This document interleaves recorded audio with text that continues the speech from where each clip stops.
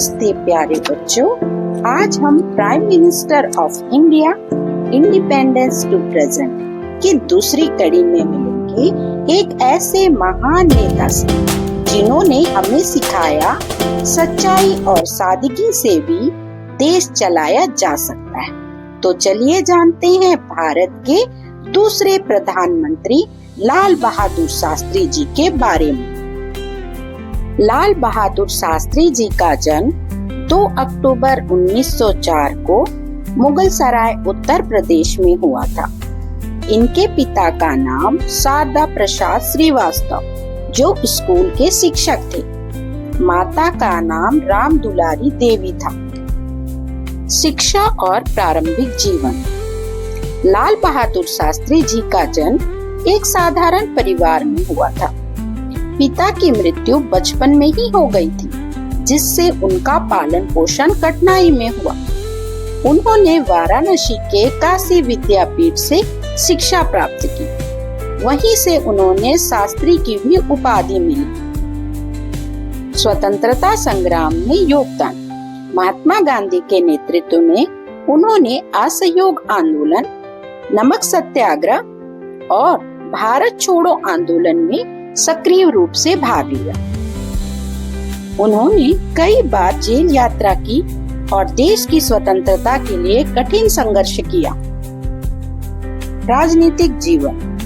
स्वतंत्रता के बाद वे रेल मंत्री, गृह मंत्री और अन्य पदों पर रहे। 1964 में जवाहरलाल नेहरू जी की मृत्यु के बाद वे भारत के दूसरे प्रधानमंत्री बने। उन्होंने अपने छोटे से कार्यकाल 1964 से 1966 में भारत को मजबूत नेतृत्व प्रदान किया और कई महत्वपूर्ण निर्णय लिए जो आज भी याद किए जाते हैं। उनके प्रमुख कार्यों पर विस्तृत रूप से नजर डालते हैं। पहला, जय जवान जय किसान का नारा।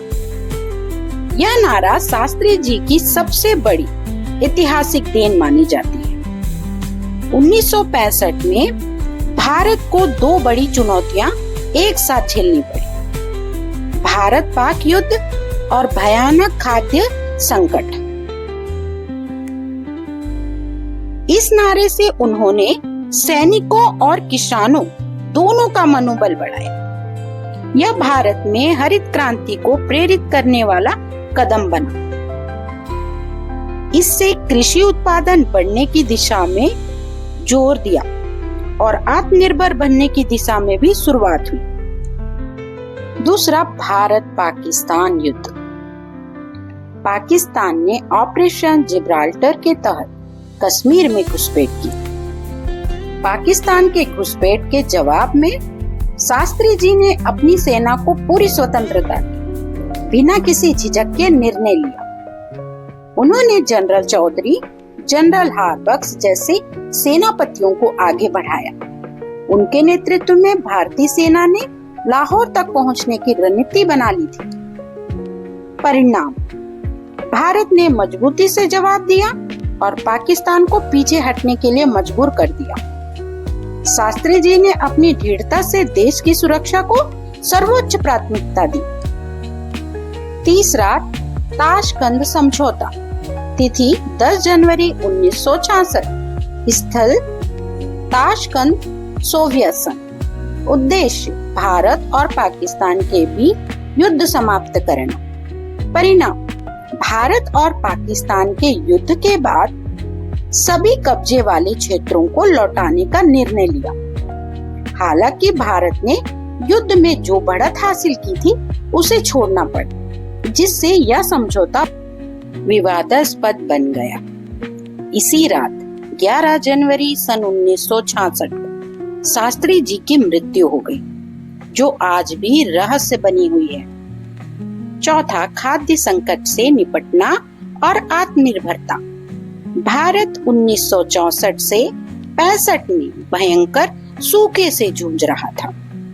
अमेरिका से PL 480 योजना के तहत गेहूं आ रहा था, पर वह सीमित और अनिश्चित था। शास्त्री जी ने एक समय का उपवास, का आह्वान किया। उन्होंने खुद और जनता से सप्ताह में एक दिन उपवास रखने की अपील की।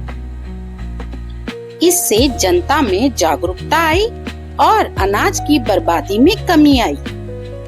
5वां, रेलवे में सुधार। पूर्व रेल मंत्री के रूप में वे 1951 से 1956 तक रेल मंत्री रहे। उन्होंने रेल दुर्घटनाओं की नैतिक जिम्मेदारी ली और त्याग पत्र दिया, जो भारतीय राजनीति में नैतिकता का उदाहरण बना। उन्होंने रेल कर्मचारियों की समस्याओं पर ध्यान दिया और सुधारात्मक कदम उठाए। 6वां, प्रशासनिक सादगी और ईमानदारी। प्रधानमंत्री होते हुए भी एक सामान्य जीवन जीते थे। उनके पास अपनी कोई व्यक्तिगत संपत्ति नहीं थी।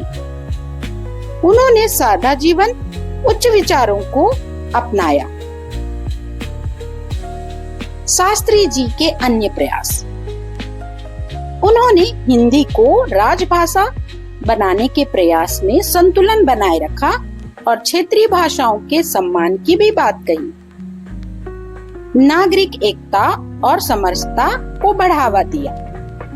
श्रमिकों और किसानों के लिए कल्याणकारी योजनाएं बनाई। इनकी जीवनी से हमें सीख मिलती है, सच्चाई, सादगी और सेवा से बना जा सकता है एक महान नेता। तो बच्चों, कैसा लगा शास्त्री जी के जीवन को जानने के बाद? अगली बार हम मिलेंगे भारत के तीसरे प्रधानमंत्री के साथ। तब तक के लिए पढ़ते रहें, बढ़ते रहें।